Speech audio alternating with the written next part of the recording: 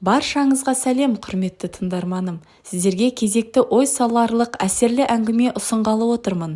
Әңгімені бастамас бұрын арнама тіркеліп, лайк басып, достарыңызбен бөлісуді ұмытпаңыз. Көптен көп рахмет. Рентген түсірілімін қарап отырған егде жастағы дәрігердің қабағы түйіліп кетті.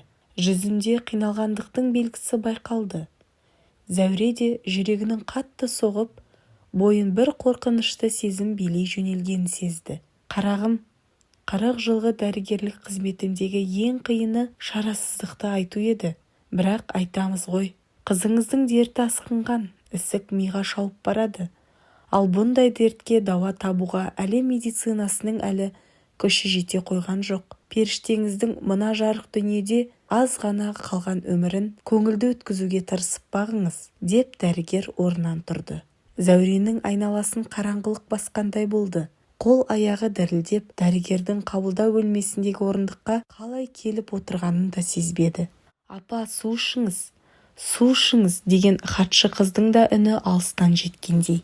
Аз-кем есін жинағаннан кейін Зәуре ауруханадан сыртқа шықты. Қаланың үлкен көшесін бойына орналасқан аурухананың алдынан әрлі-берлі көліктер жүйткіп жатыр. Мамыр айының мамыржай күні тамылжып тұр. Жасыл желегін жая бастаған тал-теректер де жасарған өмірдің мезгіл жеткен паш етіп тұрғандай. Бірақ адам сезімін селт еткізер осы бір көріністер Зәуреге еш әсер етпеді. Көзінен өткен өмір суреттеді, елестеді. Арман қуып қалаға келді. Мақсат қылған жоғарғы оқу орнына түсті. Оқу бітірер жылы Ернармен танысты. Аққұба келген орта бойлыдан жоғары Ернарға қасында жүрген дос қыздары да қызыға қарайтын.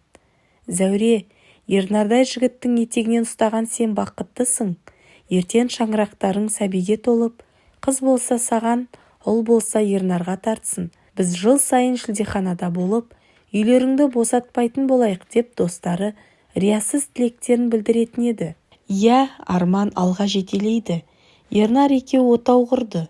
Жолдасы қаладағы бір сақтандыру фирмасына жұмысқа кірді. Ал өзі болса жобалау институтына маман болып орналасты. Шынар есімді қыздары дүниеге келді. «Менің Шынарым болады, ертең көріңдер де тұрыңдар. Сахнада ән айтады. Ендігі ән орындайтын Шынар Ернар» деп хабарлап жатады.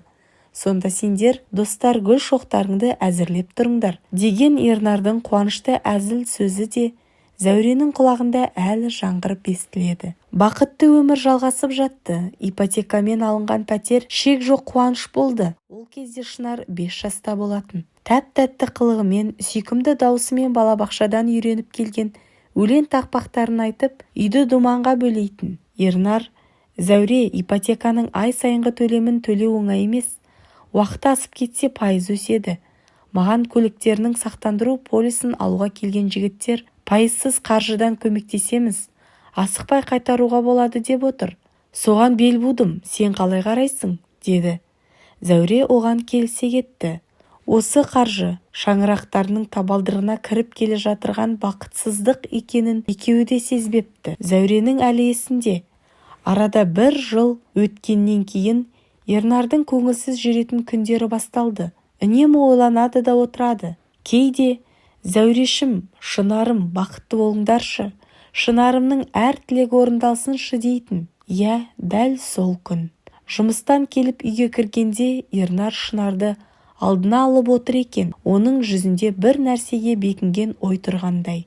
«Зәуре, мен 1 айға фирманың жұмысымен іс сапарға кетіп бара жатырмын. Хабарласып тұрамын» деп есікке жақындай бере, қайтадан кері бұрылып, «Жандарым менің» деп беттерінен сүйіп қоштасып кете барды. Бұл соңғы қоштасу екен. 1 айдан кейін бәрі белгілі болды. Ернарға өсімсіз қаржы беріп жүргендер Сириядағы ислам мемлекеті дегенге жасақ дайындаушылар болып шықты. Ақ жүрек, адам бойынан жамандық іздемейтін Ернар олардың құрығына солай түскен. Олар 1 жылдан кейін Ернарға алған қаржыны өсіммен қайтарасың, уақытылы қайтара алмайтын болсаң, өтеуі Сирияға барасың, не болмаса отбасың құрбандыққа кетеді деген қатыгез талап қойған. Жан-жарының, құлыны Шынарының өмірі үшін Ернар өзін құрбандыққа шалыпты. От жалынға өз аяғымен барып кіріпті. 4 жыл өтті, Ернардан хабар жоқ. Үнсіз өксу, азапты ойлар, күн сайын әкесін күткен бүлдіршін. Әсіресе қызының «Мама, менің басым жиі ауырады ғой. Сен дәрігерлерге апара бересің, ал өлең айтсам басым ауырмайды. Байқауда әкеме деген ән орындаймын. Мұғалімім, Шынаржан, даусың жақсы, бірінші орын аласың. Әкең де бұған үлгеріп келеді», деп айтқан сөзін естігенде іштей егілетін. Қаланың мәдениет сарайында балапан байқау өтіп жатыр. Жас бүлдіршіндер балғын дауыстарымен ән шырқауда. Сахнаға әкем әнімен Шынар Ернарды шақырамыз. Кішкентай Шынар ән айтып тұр. Шырақта жүрсен қашанда, сағындым әке исіңді. Кенет әкеге деген сағынышты сәби дауыс тұншыға барып үзілді. Бүлдіршін қыз теңселіп құлап бара жатты. Залда отырған Зәуре сахнаға жан ұшыра жүгірді. Қызын көтеріп алды. Қызы баяу көзін ашып, «Әкем келді ме?» деп күбірледі. Үзіліп кетті. Зәуренің көзін қара мұнар басты. Сарай іші қап-қараңғы. От жалын елестеді. От жалынның арасынан сүйікті жан-жары Ернары бір шоқ гүл ұстап жүгіріп келе жатыр. «Құлыным, Шынарым» деген үн естілгендей. Бүгінгі әсерлі әңгімені соңына дейін тыңдағандарыңызға көптен көп рахмет. Арнамызға тіркелмеген болсаңыз, міндетті түрде тіркеліп, лайк басып, достарыңызбен бөлісуді ұмытпаңыз.